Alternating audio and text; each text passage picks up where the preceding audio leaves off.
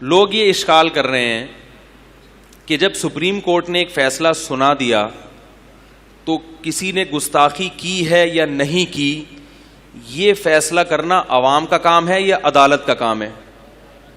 بولو بھائی، عدالت کا کام ہے نا۔ تو جب ایک عدالت نے فیصلہ سنا دیا تو لوگوں کو اس پہ تکلیف کیوں ہو رہی ہے؟ تو یہ اتنا ہلکا معاملہ نہیں ہے۔ مسئلہ یہ ہے کہ سن 2009 میں یہ کیس دائر کیا گیا ہے عدالت میں۔ 2010 میں جو ٹرائل کورٹ تھی اس نے سزائے موت کا فیصلہ سنایا۔ ظاہر ہے گواہوں کی سماعت کے بعد اس جج کا کوئی ذاتی مفاد تو نہیں تھا نا سزائے موت کا فیصلہ سنانے میں۔ کیا خیال ہے بھائی؟ پورے قوائف اس نے مکمل کیے، مدعی کا بیان سنا، گواہ طلب کیے اور خود مجرم نے اقرار بھی کیا۔ اس پورے پروسیس سے گزرنے کے بعد عدالت نے فیصلہ سنایا کہ آئین کی فلاں فلاں شق کے مطابق یہ عورت کس کی مستحق ہے؟ سزائے موت۔ یہ کسی مولوی صاحب کا فیصلہ نہیں تھا، یہ عدالت کا فیصلہ تھا۔ اس کے بعد 2014 میں 4 سال کا عرصہ گزرنے کے بعد 2014 میں لاہور ہائی کورٹ میں اپیل کی گئی۔ عدالت نے وکلاء کی بحث سنی، مدعی کا بیان سنا، مجرم کا اقرار سنا۔ اس پورے پروسیس سے گزرنے کے بعد کئی مہینے عدالت نے لگائے اور یہ فیصلہ کیا کہ جو ٹرائل کورٹ کا فیصلہ تھا وہ فیصلہ آئین کے بالکل، بولو بھائی، مطابق تھا، بالکل درست تھا۔ 2018 میں اس کیس کو دوبارہ اٹھایا گیا۔ بالکل آئینی حق ہے، سپریم کورٹ کو یہ اجازت ہے کہ وہ پچھلی عدالتوں کے کیس کو کالعدم بھی قرار دے سکتی ہے۔ سپریم کورٹ بنی اس لیے کہ اگر اس میں اپیل کی جائے تو اس پر یہ واجب نہیں ہے کہ پچھلے فیصلے کو برقرار رکھے، وہ کیس کی دوبارہ سماعت کرنے کے بعد پچھلے فیصلے کو چینج بھی کر سکتی ہے، یہ بالکل حق ہے۔ لیکن گڑبڑ کیا ہوئی ہے کہ 2 عدالتیں جب ایک فیصلہ سنا چکی تھیں تو سپریم کورٹ نے پہلی ہی پیشی میں 2-3 گھنٹے کے اندر پچھلی عدالتوں کے فیصلے کو غلط قرار دے دیا۔ یہ اتنی پھرتی سے 2 عدالتوں کے فیصلے کو غلط قرار دینا، یہ یقیناً سپریم کورٹ کا ایک ایسا عمل ہے جس سے عوام کے جذبات مشتعل ہوئے ہیں، اور اس میں یہ میسج گیا ہے کہ اس فیصلے میں سپریم کورٹ نے منصفانہ طرز عمل اختیار، بولتے کیوں نہیں بھائی، نہیں کیا۔ یہ کوئی بھی ہوگا نا، کوئی بھی تجزیہ نگار ہوگا، بولے گا بھائی یہ کیا ہوا ہے۔ میں نہیں کہہ رہا سپریم کورٹ کا فیصلہ صحیح ہے یا غلط ہے، میں اس پہ بحث نہیں کر رہا۔ یہ فیصلہ کہ وہ گستاخ تھی یا نہیں تھی، یہ کس کا کام ہے؟ یہ عدالت کا کام ہے۔ لیکن عدالت اس پروسیس کو تو مکمل کرے جو بھی ایک اخلاقی ذمہ داری عدالت کی بنتی ہے۔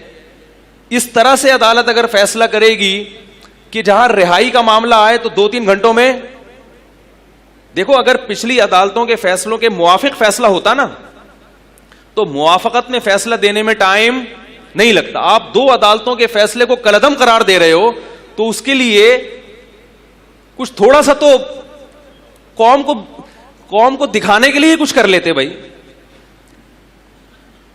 اس کا نتیجہ کیا نکلا؟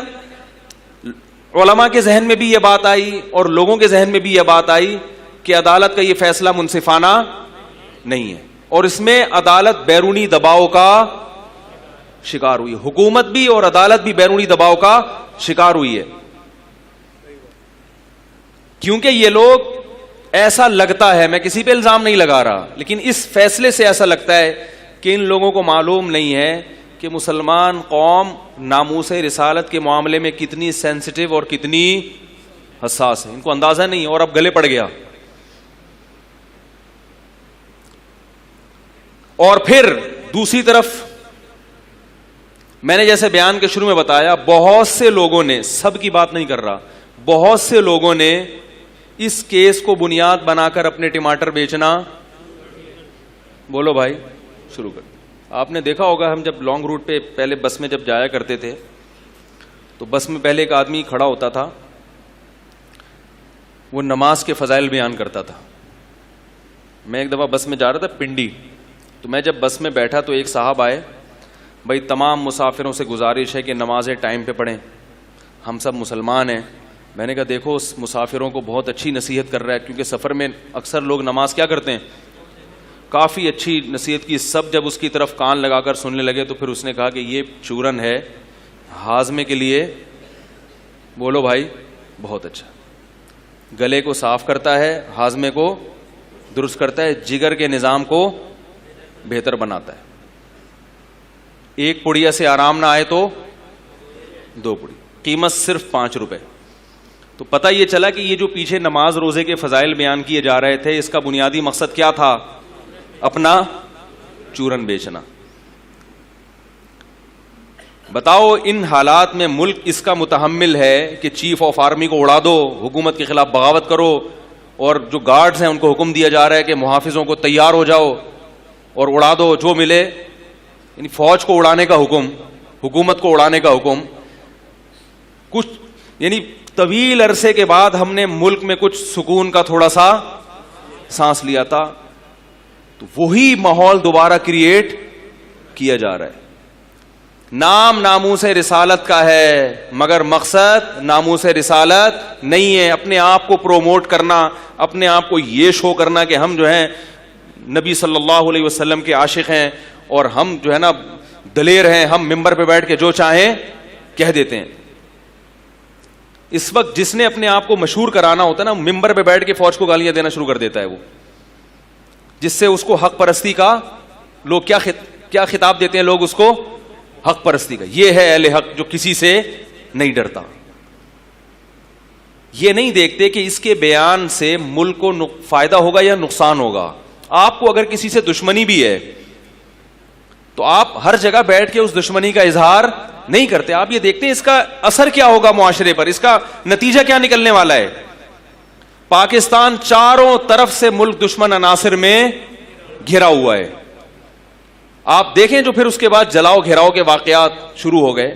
میں نہیں کہتا یہ وہ لوگ کر رہے ہیں جو دھرنے میں شریک ہیں, میں کسی پہ الزام نہیں لگاتا, لیکن کوئی بھی کر رہا ہے تو لیبل کس کا لگے گا, لوگ اسی اسپیچ کی طرف اور انہی جو پرتشدد دھرنے انہی کی طرف لوگ اس کی نسبت کریں گے. تو میرے بھائی ہم یہ سمجھتے ہیں اس معاملے میں کہ سپریم کورٹ سے بھی غلطی ہوئی ہے, اور دوسری طرف ہم یہ سمجھتے ہیں کہ جو پرتشدد مظاہرین ہیں وہ بھی حق پر نہیں ہیں, انہیں اللہ کے عذاب سے ڈرنا چاہیے. رسول اللہ صلی اللہ علیہ وسلم کی ناموس ایسی چیز نہیں ہے, آپ کی عزت, کہ آپ اس کو اپنی دکانیں چمکانے کے لیے اور اپنے سیاسی مفاد کے لیے اس کو استعمال کرنا شروع کریں. اس میں بہت ہی سنجیدگی کے ساتھ آپ کو غور کرنا پڑے گا, بہت ہی سنجیدگی کے ساتھ آپ کو اس میں اپنے جو بھی آپ کی اسٹیٹمنٹ ہے, جو بھی آپ کا بیان ہے, بہت نپے تلے الفاظ کے ساتھ, بہت سنجیدگی کے ساتھ آپ کو وہ پیش کرنا پڑے گا, ورنہ نام ناموس رسالت کا ہوگا اور مقصد تخریب کاری اور اپنے سیاسی مفادات.